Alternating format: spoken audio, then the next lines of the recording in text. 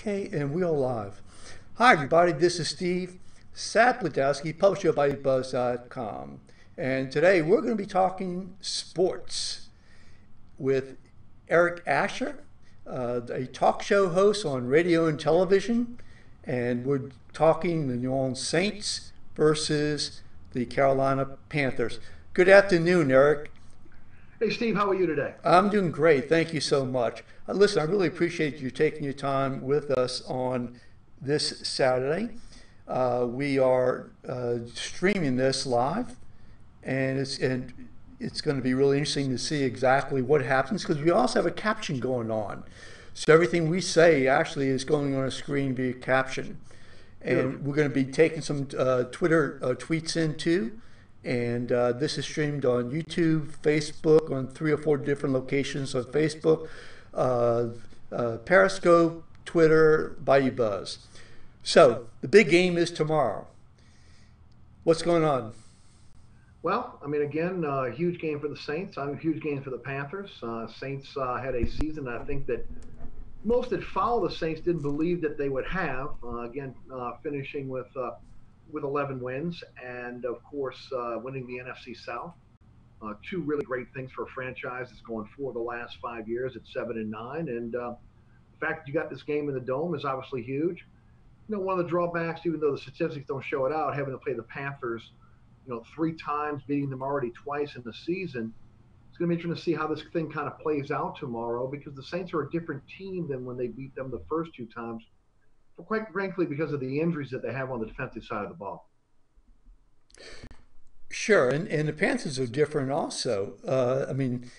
So what are some of the differences?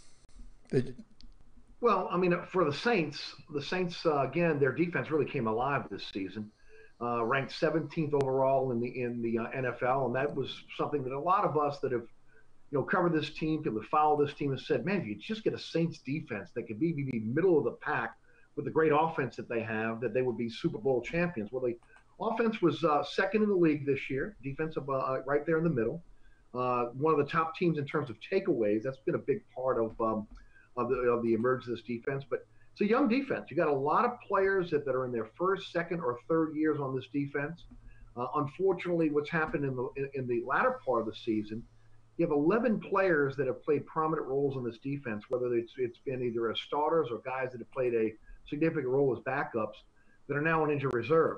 Over the last few weeks, player personnel directors for the Saints have had to go out and get about 7 players either off the practice squad or off the street to be able to come in and play, really significant roles on the defensive side of the ball. And that's one of the things that kind of gives you a little bit of a pause. AJ Klein, Kenny Vaccaro, Okafor, all out. I mean, that's the first, second, and third levels of the defense. You've had to bring guys in off the street that have, again, either been cut by teams or been out there trying out every Tuesday. And even though those guys have played pretty well over the last few weeks, things kind of change when you get to the playoffs. The intensity is higher. The speed of the game is higher. You've got a lot of guys on this team that have never experienced the playoffs before, so it'll be interesting to see how that plays out. On the flip side, the Carolina Panthers are healthy. They're a fairly healthy team. And for the most part, again, when you look at the experience factor, they are the most experienced teams in the playoffs in terms of having players on their team that have been to the Super Bowl or at least have been in a playoff situation. So it'll be interesting to see again how this kind of plays out on Sunday in the Dome. Tell me, do you think the Saints are up to it? And let me just tell you why I'm bringing it up. It seems to me that they played about 5 or 6 games. I don't have the exact total, but 5 or 6 games in which the quarterback that they played was a second or third string quarterback. I'm thinking back, Miami game, I think the first game. And so they played a darn good quarterback last week. They played good quarterbacks, but half the games it seems that they've won or roughly have been against quarterbacks that just haven't been the top of the line. Well, I mean, again, you line That's them an up overstatement. I know that. right. Well, no, but you line them up and you play them when they come up. I mean, the Saints, if you want to look at it that way, look at the injury the Saints have had to deal with along the offensive line all season long. I mean, that's been a constant shuffle. Um, you look at the situation on the defensive side of the ball, as we just discussed, where they've had a tremendous amount of injuries. Look, the Saints are a really good football team, and they're a solid football team because, again, they have the ability this year to be able to run the football consistently. You got Drew Brees, who is a first ballot Hall of Fame quarterback. So on the offensive side of the ball, they've changed the way they attack defenses a little bit. They're not as much of a shock and awe aerial type game as they've been in the past. But really, the big changes are on the defensive side of the ball. If you want to say we're going against these quarterbacks, at the end of the day, again, they've suffered injuries throughout the season that maybe even that out. I think a lot of people put too much stock in that. Look, the quarterback on Sunday, Cam Newton, is an enigma himself. He's a guy that again is not really accurate. His accuracy has really gone down since his shoulder surgery in the offseason. He is a very dangerous runner. Really a guy that if you allow him to run the football or make time with his feet, that gives his receivers a little bit more time to get open. It'll be interesting to see how the Saints attack him tomorrow with the ability to try to contain him in the pocket. And I've said all week long, Steve, on my radio show and on my TV show that, this game is going to be won at the line of scrimmage. And some people say, well, that's where football's always won. Well, it's significant in this case because of the injuries for the Saints on defense. If they can somehow contain Cam Newton, again, make him a pocket passer, make him have to throw the ball downfield, contain Stewart and that running game of the Carolina Panthers, put, again, pressure on Newton on the defensive side of the ball. And then on the offensive side of the ball, where we hope Teron Armstead will be back from that thigh injury, and I do believe he will be playing. If offensively, the offensive line is able to open up holes for Kamara and also Ingram, but also very, very tough defensive line for the Carolina Panthers. Again, protect Drew Brees, allow him to go through his progressions. Then again, you're looking at the Saints victory. On the other hand, the Carolina Panthers are able to win the line of scrimmage with their defense and be able to put pressure on Brees, not allowing the receivers to get open, maybe containing the running back some. And on the flip side, Cam Newton is running wild tomorrow. That bodes well for the Carolina Panthers. So really, the line of scrimmage, offensive, defensive lines, to me, are the keys to the game tomorrow. Why don't you tell us about your radio and TV shows? Well, this is my first week at Sports 1280. Also, you can hear us on the FM dial at 101.1 FM HD2. Again, it's an all-sports station, but I still do politics, sports, news, and culture. New Orleans-based show, Louisiana-based show. And we've got a great lineup. Josh Innes is in the morning from 6 to 10. We've got Jeff Duncan, Larry Holder from the New Orleans Times-Picayune and NOLA.com. They are from 10 to noon. I hold down the midday spot where I've been for the last 16 years here in the city of New Orleans, noon to 2. 2 to 4 is Chris Gordy, and Corey Johnson, a very familiar name here in New Orleans, is from 4 to 6. My TV show, award-winning Inside New Orleans Sports, won a Press Club award for excellence in journalism, best TV sports show in the city back in 2015. Can be seen on WLAE TV. That's 6 o'clock live on a Thursday. That's 10 o'clock on Cox 130 on Thursdays. 9 o'clock, that's on Pelican Sports Television, New Orleans, Baton Rouge, and Lafayette on a Friday. 10 o'clock on LAE on a Friday. And if you're up at 2 a.m. in the morning, God bless you, because you can catch me at 2 a.m. on Cox 130. So, again, those are the TV and radio shows. And, of course, you can follow me on Twitter at Eric_Asher. Now, last week, Tampa Bay, they really stuffed the running game. Yet they had a very poor, as I recall correctly, they had a pretty poor running defense. Am I correct? Well, again, the thing that gives me pause about this week has a little bit to do with last week. The Saints were not ready to play. They were coming off an Atlanta game with a lot of emotion. Tampa, a team when they played them with 4 wins, bottom feeder in the NFC South. Jameis Winston had been playing well for the Tampa Bay Buccaneers the last month. Really well, accurate, the ability to be able to make time with his feet. Not as good of a runner as a Cam Newton, not as, but to me a much more accurate passer. He had kind of come into his own. The Saints had some defensive struggles last week. They really did, and again. Part of me was saying that this is maybe the backups and the guys coming off the street maybe catching up with them. Some will muse that, look, this was a letdown game. The Saints knew they were in the playoffs. They knew at this situation coming off that Atlanta game. They didn't just to have the same type of energy, and that you can throw that Tampa Bay game out. We'll see. I mean, again, to me, this is a game coming up where you're going to have a tremendous amount of energy. You're in the playoffs. And maybe, again, those that figured that this was a game that you could just throw out the window, maybe they're correct on that. It's the thing that kind of gave me pause, that has had me kind of nervous all week long about this game, because of the problems on defense that were magnified last week against Tampa Bay. But look, there are no secrets between division rivals. Tampa Bay and the Saints are always a physical game on both sides of the football, as it is with Carolina and Atlanta. The NFC South proved to be the best division in pro football this year. And you played division opponents 3 of the 4 last games of the season. So it was a very, very difficult schedule down the stretch. So I just put up a Twitter tweet. It's on the screen. It says, it's from the Carolina Panthers team. It says, "We know this team. We will just do our job."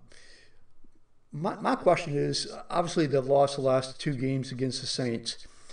Is it fair to say that a team that loses, say against another team, ends up being more up for a game? They have more to gain? Well, first of all, I mean, again, the statistics bear out that when you play a team a third time, that again, that it really doesn't matter one way or the other about that. The team that has won the first 2 has won the majority of those games. I think it's like 63%. But I will say this again: this is another game within the division. The Panthers are a really good team. They're a very good defensive team. Luke Kuechly's back in the mix, and he is huge. I mean, Luke Kuechly. The one thing about Luke Kuechly, and really the Carolina Panthers, the individual that tweeted that back to you is 100% correct. There are no secrets between both of these teams. Look, I can go back in my mind's eye, and I can go back to the last game when Kuechly played. Breeze is checking out of a play, and Kuechly is calling the play while he's checking out of it. Saints had the same situation with A.J. Klein, who was with the Carolina Panthers and playing middle linebacker with this team. As Cam Newton is calling the signals, as they're setting up in their particular set for that particular play, Klein was able to do the same thing for the Saints. Now, he's on the sidelines. He's not going to be in the ability to be able to do that on the field, but there are no secrets with this team. It's going to come down to the team that doesn't turn the ball over, to the team that doesn't have the mistakes that will hold the team back in terms of victory. And look, that's the team that's going to win. The Saints have a slight edge because they're at home, and the dome is going to be loud. It's going to be very difficult for Kuechly and both Cam Newton to be able to bark out the signals to their respective line, to their respective defense and offense. But again, it's going to come down to, again, the Saints playing very, very tough football. And I will add this to this, Steve, as well. It's also going to, the officiating is going to have to let the Saints play. And what I mean by that is the Saints defensive backs are young, but they're very physical. And when they're allowed to have hand-to-hand combat on the outside, be very physical receivers, they are deadly as a secondary. The same can be said on the offensive side of the ball with Michael Thomas, who's a very physical receiver. If you allow him to get physical with the defensive backs on the outside, more than likely he's going to win that battle. Same can be said on the offensive side of the ball, the Saints offensive line. Let me tell you something. Carolina Panthers have a very, very, very tough defensive line. Saints are very good in terms of run blocking. They're even better when it comes to the screen game. I don't know how effective the screen game can be when you play a team so much. They know the keys. They know the plays. So again, the physicality of the game will mean a lot tomorrow. And if the officials, as they normally do in a playoff situation, if they allow the teams to play and be physical, I think that bodes well for the Saints on defense and offense. Let's hope it's not like Atlanta versus Saints, both of those games, where the referees played more than the players, it seemed. Here's another tweet from Max Henson. He goes by the handle Panthers Max, and I just put it up on the screen.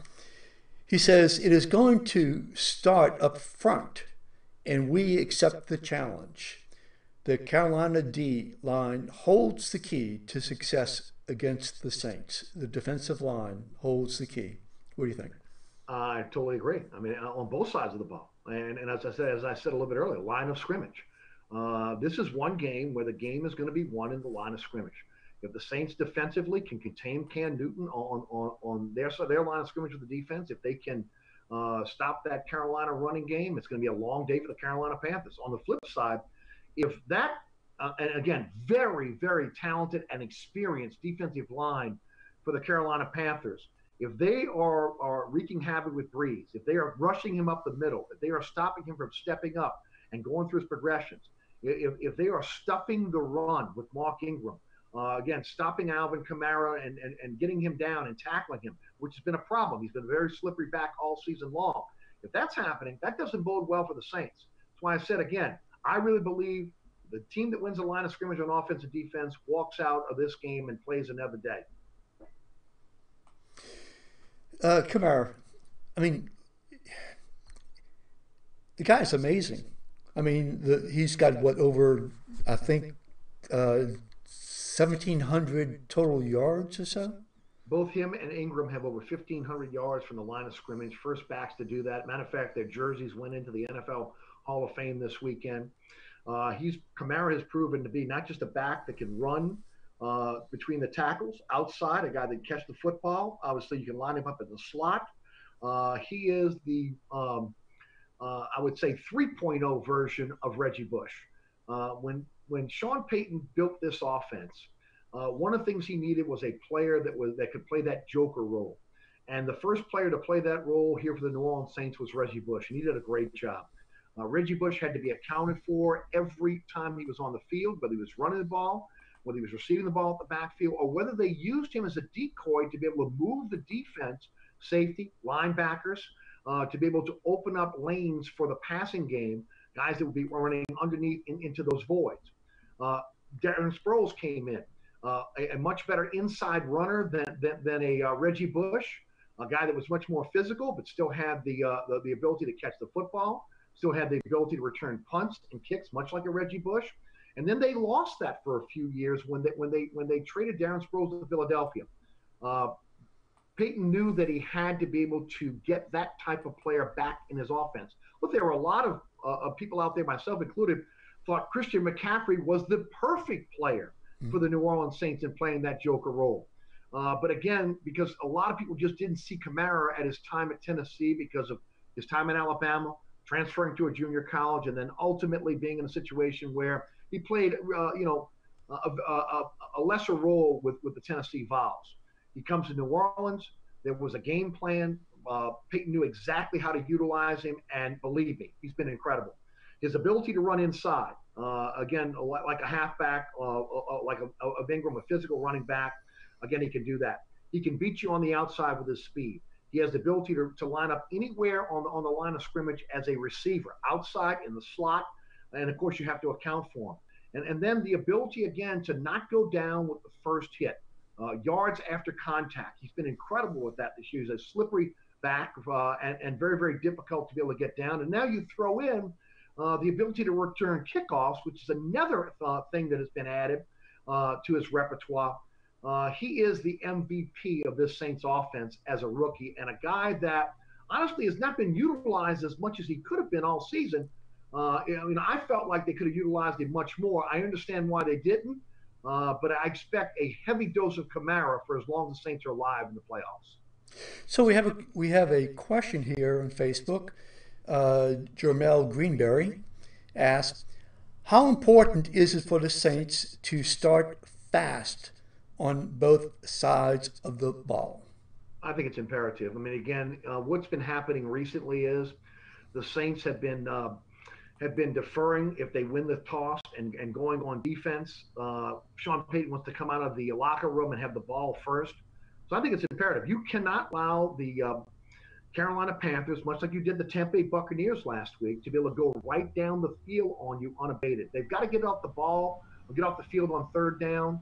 On the offensive side of the ball, they've got to convert third down. So, Steve, I think it's very important that you get off to a fast start. But also, I think more important is you can't turn the ball over and you can't have self-inflicted wounds, blown coverages, mistakes.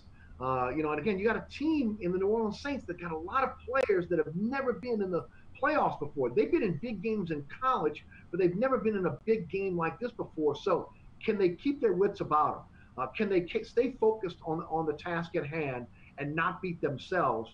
If that's the case, I think they got a good chance to win.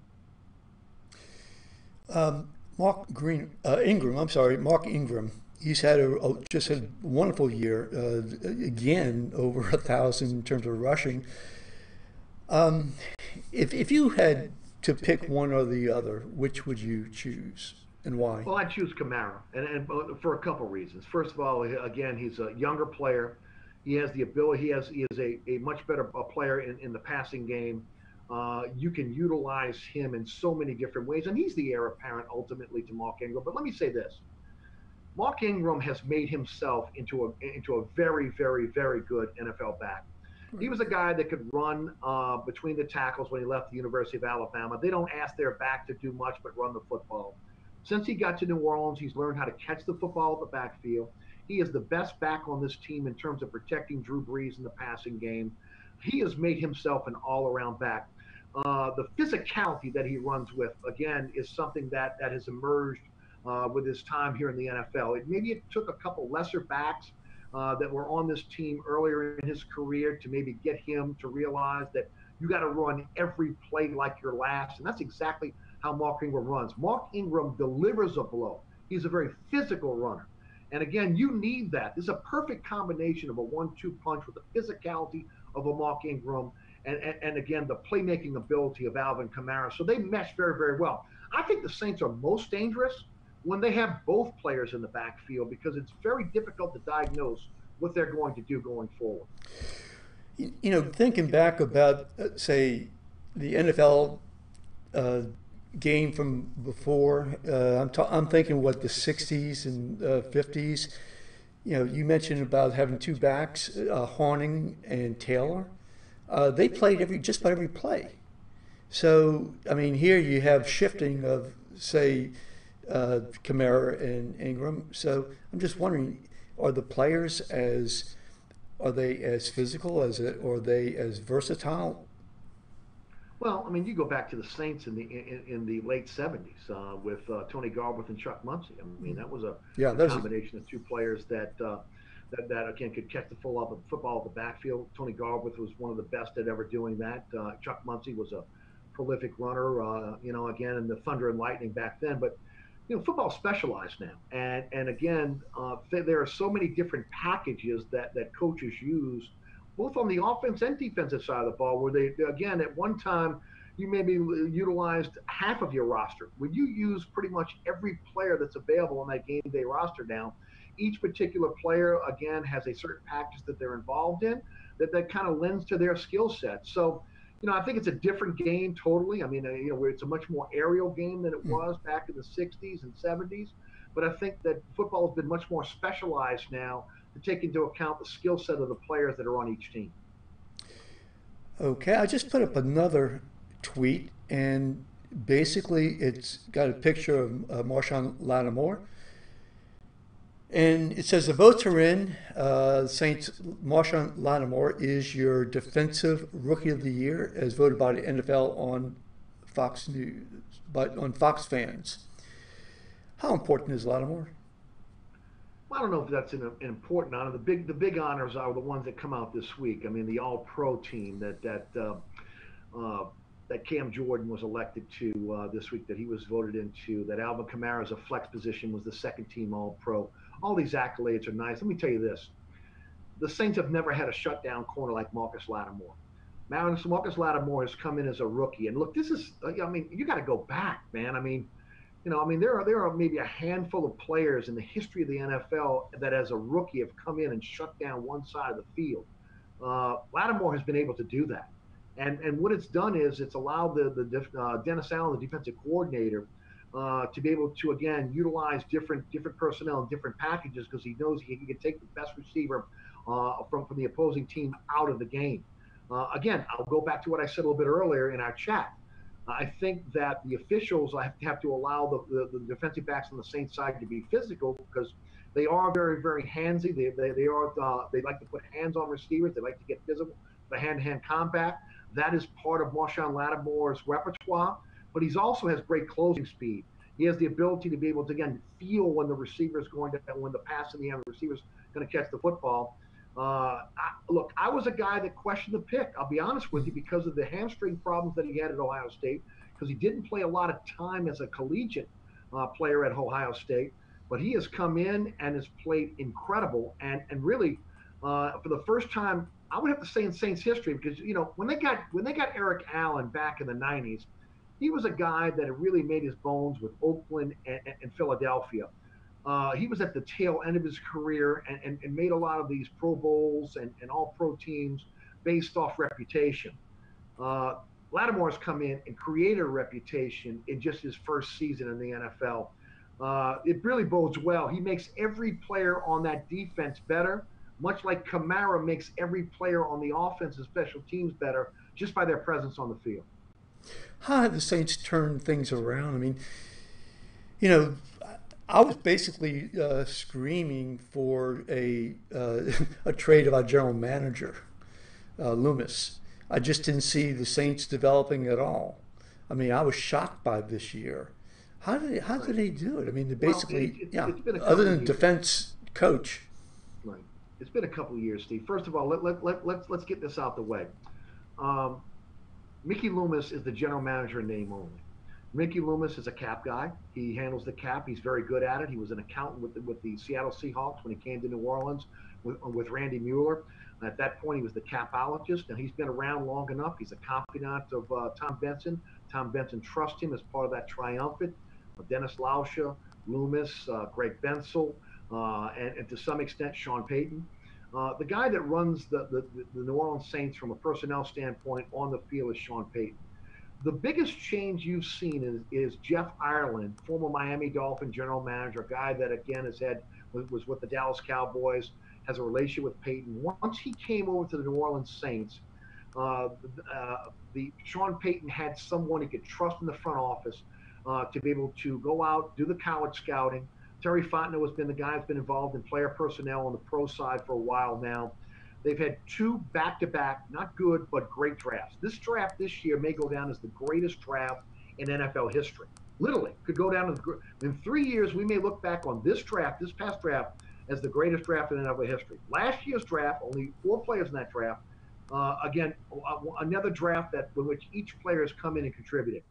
Back-to-back years where they've had free agents that have come in and contributed. They haven't had bust as free agents where they've overpaid a guy and ultimately they've had to cut him dead money. They're finally out of cap hell. They finally have money that they can spend on players.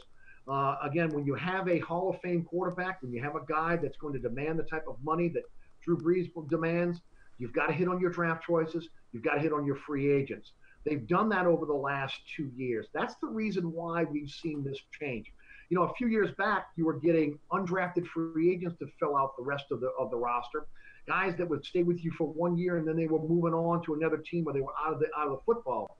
Now you have a team that you can build on with young players that have tremendous amount of talent that fit the scheme. So give a lot of credit to again Jeff Ireland coming in, Terry Fontenot on the pro side, and adding the talent that we're seeing to this team.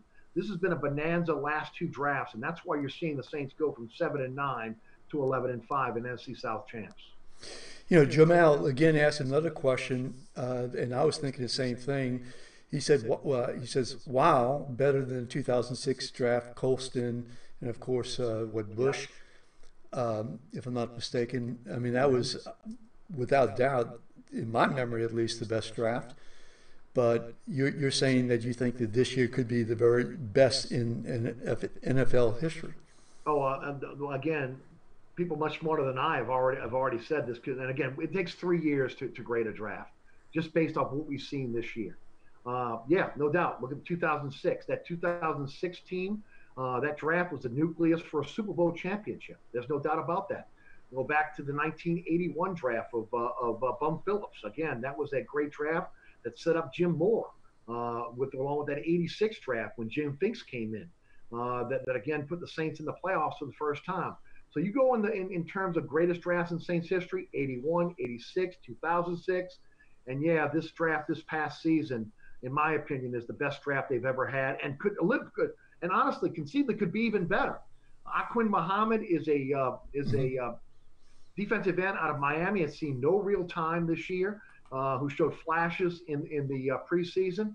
And they expect him to be a player that again they can count on next season. So there are some players that have not got significant time that still have a chance to be able to make something happen. Trey Hendrickson has been injured. When he played, he played very, very well. You go right down the line. Look, Ramczyk is that second number one pick, the pick that they got from the New England Patriots for Brandon Cooks. Where would this team be without Ryan Ramczyk? He's played every single play. He's played multiple positions, both left and right tackle for this team. You go right down the line. They hit on every single draft pick, and guys that have played significant roles, and guys that look like, again, they're only going to send in terms of talent the more experience they get. Last question, Drew Brees. So what's going to happen after this game? Well, hopefully they'll be playing again next week. Well, after the season is over, I think he's going to resign. I mean, I don't think that happens if they're 7-9 again. He will resign. Now, I don't believe he's going to give the hometown discount. He's going to be among the highest paid quarterbacks in the NFL, but he will resign. Peyton will still be here, and they're going to build off these last two drafts and their last two free agency periods. I've said all along they are 1 year away. They may get to the Super Bowl this year. They may win it, but I'm telling you, they are 1 year away. They are one more draft and one more solid free agency period away from having solid depth on both sides of the football. There are some needs going into this upcoming draft, and again, I think they'll try to fill those needs. But I think that Drew Brees probably has 4 to 5 years left if he doesn't get injured, especially with a strong running game and a strong defense. And I fully expect him to re-sign and ultimately try to win another 1 or 2 more Super Bowls here in New Orleans with this young talent. Let me add one more caveat to this. And the caveat is that you have a situation now where you have a lot of young players who, again, are not costing this team a lot. And when you have that, you have the ability to add key free agents that can maybe get you over the hump in certain positions of need. The Saints have not been in that position since again, before the 2009 team went to the Super Bowl. It'll be interesting to see again how they chart out what they're going to do in the offseason to add more talent to this team. But this is a very, very young team, but yet a very, very talented team. Is there anything that you want to add? The question I didn't ask you. Is there anything that you want to tell the audience? I just think enjoy it. I mean, again, it's been years since the Saints have had an opportunity to have a home playoff game. Again, I don't think that there's Saints fever like there was back in 2009. Saints had won 13 in a row. You knew they were the best team in the NFC, maybe the best team in the NFL. This is a situation where this team on any given Sunday can win. I think that they have a chance if they're playing good football to beat every team that they'll face in the playoffs. But I just say enjoy it, because I think things are only going to get better from here. This is maybe a year too early of getting to winning the NFC South and getting to the playoffs. But if the Saints play good football tomorrow, they don't turn the ball over, if they keep the penalties down and they win the line of scrimmage, I think they move on to the divisional round of the playoffs. Changing gears for a second, I know I said that was the last question, but sure, no problem. I have time. So, like this technology, I mean, we're streaming to 6, 7 different locations at once, and every word that you say is being recorded by captions in real time. Putting on your communications hat for a second, what do you think? Yeah, I think it's incredible. Steve, what's unbelievable is, what I do in radio and TV. The difference that I've seen in the last 16 years of my career in radio, it's light years. I mean, the ability for someone to be able to listen to your radio show in so many different ways, and then the ability to be able to enhance that radio show now with social media and Facebook Live and Periscope and all the different ways now that again you can reach your audience. It's an amazing transformation. It really is, and it's interesting to me on where we're going to go from here. Because again, some people think that down the line AM radio will be obsolete. I doubt that. FM, the thing, FM radio will be obsolete. Again, I doubt that. I just think that people have more ways in which they can communicate now, and in which they can, find their favorite personality to be able to either engage with that personality one on one, or again to be able to find their shows, to be able to find out what's going on, what they're talking about. It's interesting. When I started, there was no ability to be able for someone in real time to tweet me, to have a conversation with me about what I thought about politics, news, sports, entertainment. I can do that now. Hmm. The ability to reach out to professional athletes or those that are again in the political world, leaders, simply with Twitter or Facebook. It's been amazing. And then now, also for that novice out there that believes that they have something to say or something to add, to be able to start their own YouTube channel or again Periscope, and to be able to get their own thoughts out there. I think it's been a dramatic change for us that we've seen, at least in my career here. And I think it's fantastic. I really do. And, I hope to take advantage of that more as we go forward. I'm absolutely blown away by it. I've been doing online video streaming now for 6 years. Started with Google Hangouts and evolved to this. To me, what is really, I think, awesome is just the fact that, again, the caption aspect of it, able to take this written content and then extract it within seconds, put it up on, say, Bayou Buzz as text content, and then tie it into the actual, say, audio or video snapshots, and then send it out via social media all at once. Well, I'm going to tell you right now, Steve, you've led the industry, especially here in South Louisiana with this. From where Bayou Buzz was when you created it to where it is now, what you do in terms of working with those that are in the political realm to be able to get their message out. You've really tapped into this industry, and you really know it like the back of your hand. And you've been able to, again, take this and to be able to expand your reach through this. So, again, when I look at individuals that have really captured this, understand this, and are able to market this, you're one of the people that I look to that have done a fantastic job. I mean, again, I've always been a big fan of your site, Bayou Buzz, but it's amazing to me the reach that you have now, and how many people you can reach in so many different ways utilizing social media. Well, thank you so very much. I think it's such a challenge to look at what's out there in terms of the envelope and try to go beyond what other people are doing. And it's just, I mean, really, I definitely look forward to working with you. You're incredibly talented. Love listening to what you have to say. Thank you. Really, I absolutely. appreciate you as well. And look, this is amazing. I mean, it really is. To think where we are today to where we were just 5 years ago, 10 years ago. It's really amazing how quick this is moving. And then, of course, again, look, there's a different audience out there in some cases when you're talking about social media. But I want to say this. I'm 57 years old, and I'm engaged in social media because obviously I have to do this as part of my job. But it's amazing how many individuals that were born in the 50s and 60s now have latched onto this and and again involved in it just as much as maybe my children that are in their 20s and 30s. Sure, sure. It's an amazing opportunity to be able to get your message out. Well, it's funny. In 1990, when I started using the internet and computers, basically around that time, we were looking at and we were saying, hey, is the business community going to start getting emails? Are they going to start using the internet? I think what really was the difference maker was roughly 2005, 2006, with the advent of LinkedIn and then Facebook and then Twitter.